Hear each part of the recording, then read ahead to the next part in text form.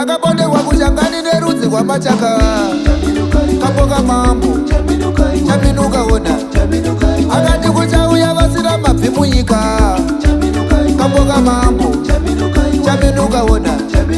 akati vata vakadzimba chena Zimbabwe yese kapoka mambo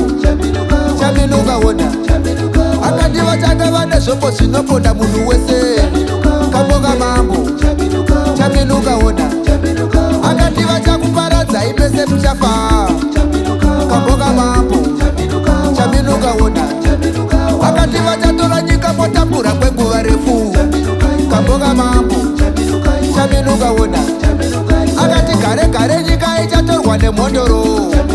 kapoka mambo chaminuka ona mhondoro dzakatora nyika kwapfuura makore zana enhamo kapoka mambo chaminuka ona chaminuka we wamura ere ahiyaho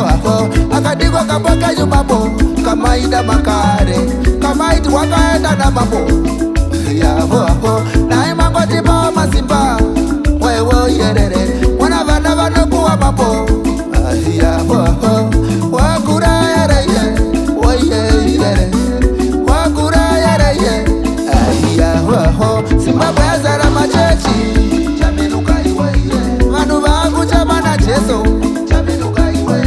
odai mauya mhondoro matipa masimba wana vana vanochama mambo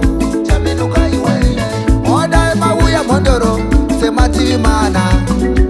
vana vanochama mambo nyika yedu kuonda chi chaminuka we nyika yedu kuchema kudai vana vanochema mambo vanhu vari kuchema mambo vana vanochema munyika ishe vanhu vari kupuwa mambo oiyerereye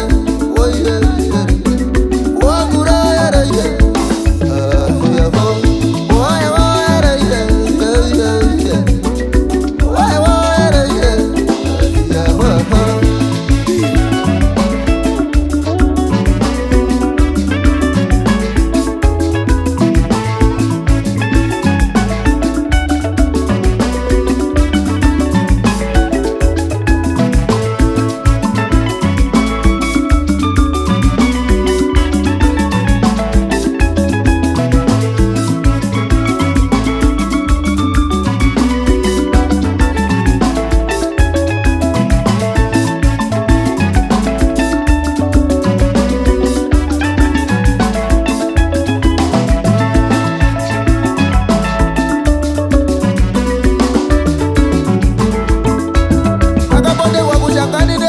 machaka kapoka mambo chaminuka ona akati kuchauya vasina mabvi munyika kapoka mambo chaminuka ona akati vata vakadzimba chena Zimbabwe yese kapoka mambo